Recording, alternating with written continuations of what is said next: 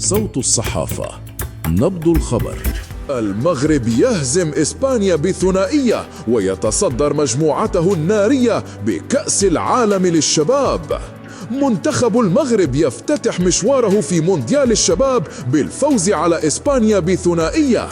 استهل منتخب المغرب تحت 20 عاما مشواره في بطولة كأس العالم للشباب بانتصار ثمين على إسبانيا بنتيجة 2-0 في اللقاء الذي أقيم مساء الأحد ضمن الجولة الأولى للمجموعة الثالثة من البطولة المقامة في تشيلي.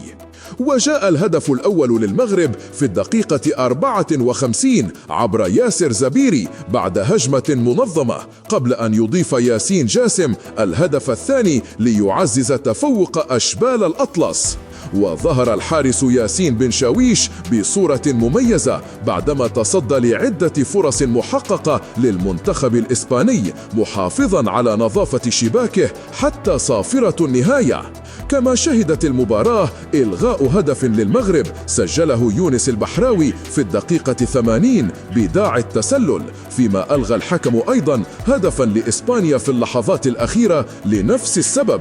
واحتسبت ركلة جزاء للمتادور بعد العودة إلى تقنية الفيديو، إلا أنها لم تغير النتيجة، بينما رفض الحكم احتساب ركلة أخرى في الوقت بدل الضائع بعد مراجعتها.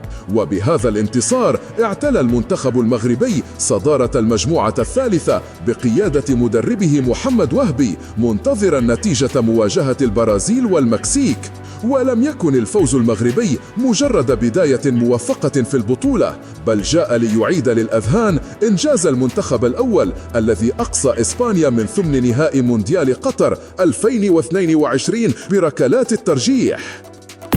صوت الصحافة، نبض الخبر.